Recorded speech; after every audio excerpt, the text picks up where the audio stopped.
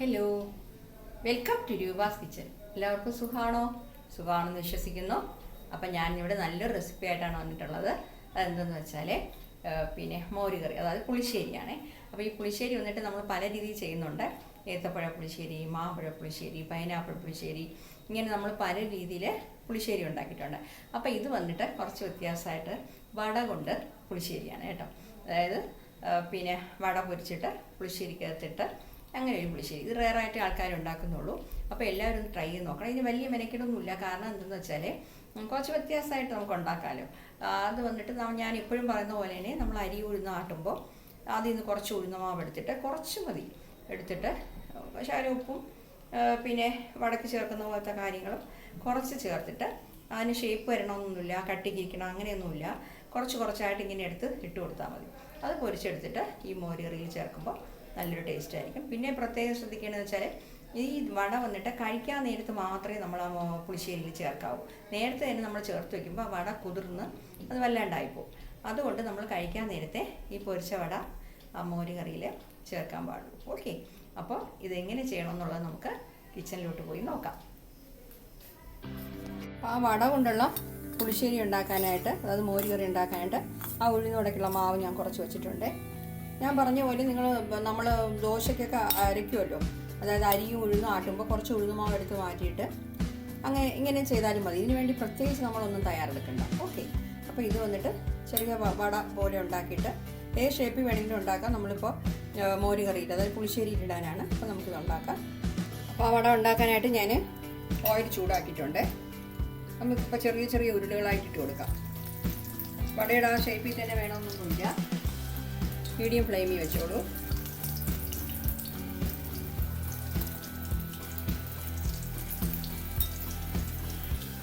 ഈ വടക്കുള്ള മാവ് തയ്യാറാക്കുന്നത് ഞാൻ കുറേ വീഡിയോസൊക്കെ അപ്ലോഡ് ചെയ്തിട്ടുണ്ട് കേട്ടോ.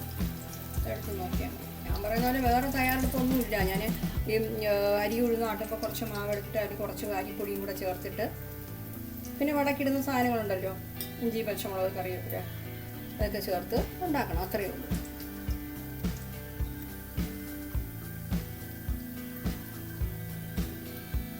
ഈ വട ഉണ്ടാക്കി കഴിഞ്ഞാൽ നമ്മൾ കഴിക്കാൻ നേരത്താണ് ആ മോര് കറിയിൽ, അതായത് പുളിശ്ശേരിയിൽ ഈ വട എടുത്തിടുന്നത് കേട്ടോ. നേരത്തെ ഇടരുത്. ഇട്ട് കഴിഞ്ഞാൽ ആ വട ഒരു മാസം. അപ്പോൾ ഇതൊന്ന് വന്ന് ഇട്ടട്ടെ. അപ്പോൾ നമുക്കൊന്ന് മറിച്ചിട്ട് കൊടുക്കാം.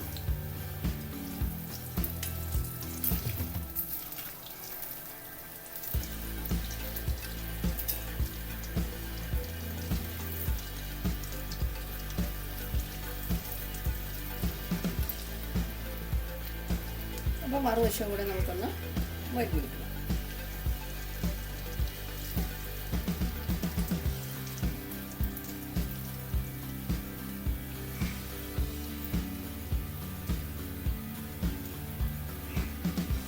ഒരേ സൈഡായിട്ട് ഇതിനെ കിടക്കുകയാണെങ്കിൽ നമ്മുടെ ഒരു സൈഡ് മാത്രം നല്ല ചുവന്ന് പോകും, അടുത്ത സൈഡ് വെളുത്ത കളറിലിരിക്കും. അതുകൊണ്ട് ഇങ്ങനെ തിരിച്ചിട്ട് കൊടുക്കണേ. കണ്ടോ, ഇങ്ങനെ ഉരുട്ടിട്ട് വരുമ്പോൾ അത് തിരിച്ചിട്ട് കൊടുത്താൽ മതി. മറുവശം വേകുന്ന രീതിയിലാക്കി കൊടുത്താൽ മതി. അപ്പോൾ മതി, ഞാൻ ഫ്ലെയിം ഓഫ് ചെയ്യുന്നു. വട നമുക്ക് എണ്ണയിൽ നിന്ന് മാറ്റാം.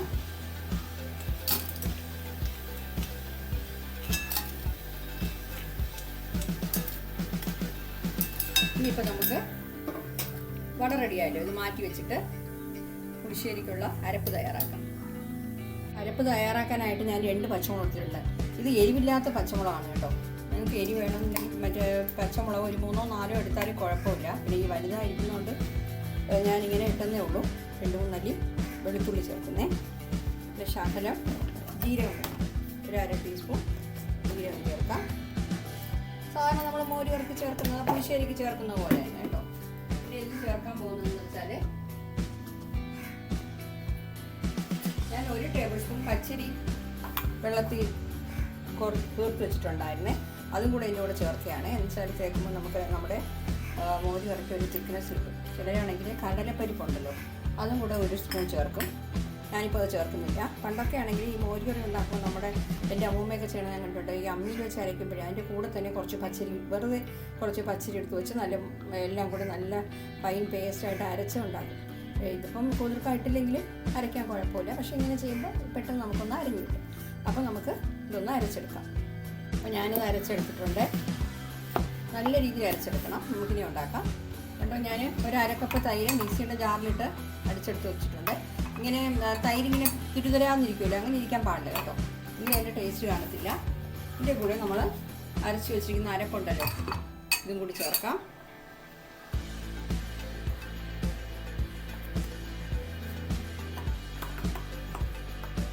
അതിൻ്റെ കൂടെ മിക്സ് ചെയ്യാം.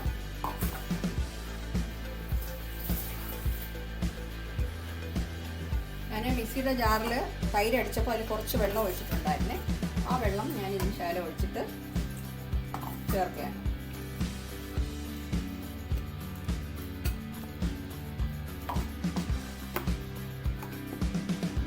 പിന്നെ നമുക്കിനി കുറച്ച് മഞ്ഞൾപ്പൊടി ചേർക്കണം.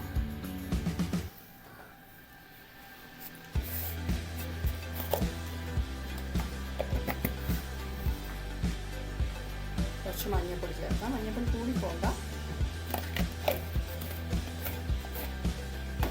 ഇനിയിപ്പോൾ അതിന് ശകലം ഉപ്പ് കൂടി ചേർക്കാം. പുളിയില്ലാത്ത തൈരാണ്, അതുകൊണ്ട് ഉപ്പ് പൊടി തീരെ കുറച്ച് വേണം ഞാൻ ഇടുന്നത് കേട്ടോ. ശകലം ഉപ്പ്, ഇത്രയും പോലും വേണമെന്നില്ല, നോക്കിയിട്ട് വേണമെങ്കിൽ നമുക്ക് ചേർത്തോളാം. അപ്പോൾ ഇത് വന്നിട്ട് നമ്മളിങ്ങനെ കലക്കി വയ്ക്കുമ്പോൾ തീരെ കട്ടിയായിട്ട് വേണ്ട, കുറച്ച് ലൂസായിട്ട് തന്നെ ഇരുന്നോട്ടെ. പക്ഷേ നമ്മൾ വട ഇതിൽ ചേർക്കുമ്പോൾ അത് വന്നിട്ട് ഈ കറിയിലുള്ള വെള്ളത്തിൻ്റെ അംശമൊക്കെ അബ്സോർബ് ചെയ്തിട്ട് ഈ കറി വന്ന് കുറച്ച് തിക്കാവും. അത് കാരണം നമുക്ക് കുറച്ച് വെള്ളമായിട്ടിരുന്നാലും കുഴപ്പമില്ല. ഇതായിട്ടില്ല, കുറച്ച് ഉപ്പും കൂടെ ചേർക്കണേ. പക്ഷെ നമ്മുടെ വടയിലുള്ള ഉപ്പും കൂടെ ഉണ്ട്.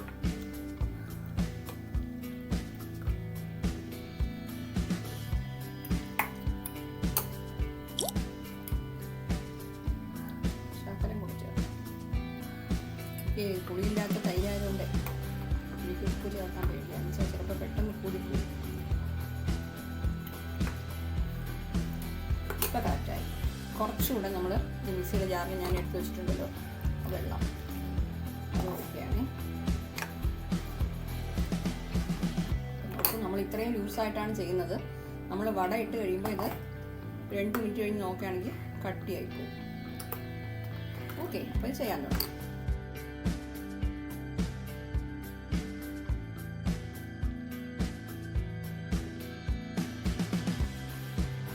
ഈ കറി വെച്ചിട്ട് തീരെ കട്ടിയായി പോകുകയാണെന്നുണ്ടെങ്കിൽ അതിൽ കുറച്ച് ചൂടുവെള്ളം ചേർത്താൽ മതി കേട്ടോ.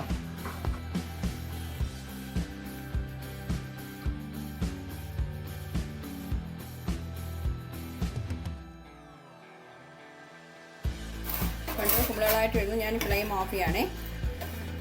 മതി. ഇപ്പോൾ ഇതിന് കടുക് ചേർക്കണം. നമ്മുടെ വടയും കൂടെ ചേർക്കണം. അപ്പോൾ നമ്മൾ കഴിക്കാറാവുമ്പോഴാണ് വട ചേർക്കേണ്ടത് കേട്ടോ.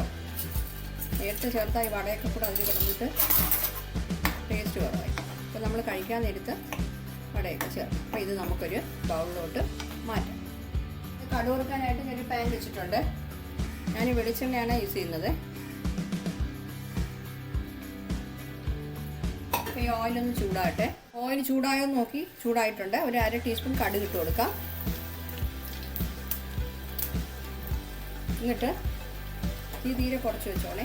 ഒരു മുളക്, ശകലം കായപ്പൊടി, ഒരു നുള്ളു കായപ്പൊടി കേട്ടോ, ഒരു മണത്തിന് വേണ്ടിയിട്ട് ശകലം കായപ്പൊടി, പിന്നെ കുറച്ച് കറിവേപ്പില.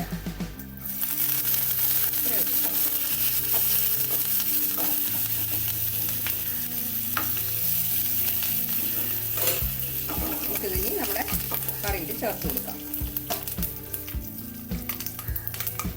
കറിയിൽ ചേർത്ത് കൊടുക്കുകയാണേ. നമ്മുടെ സൂപ്പറായിട്ടുള്ള വട കൊണ്ടുള്ള മോര് കറി, അതായത് വട പുളിശ്ശേരി എന്ന് പറയാം അല്ലേ, റെഡി ആയിട്ടുണ്ട്. എല്ലാവരും ട്രൈ ചെയ്ത് നോക്കണേ. നമുക്ക് കുറച്ച് വ്യത്യാസമായിട്ടൊക്കെ ഓരോന്നും വെക്കണ്ടേ, അതിന് വേണ്ടിയിട്ടാണ്. Okay, thank you.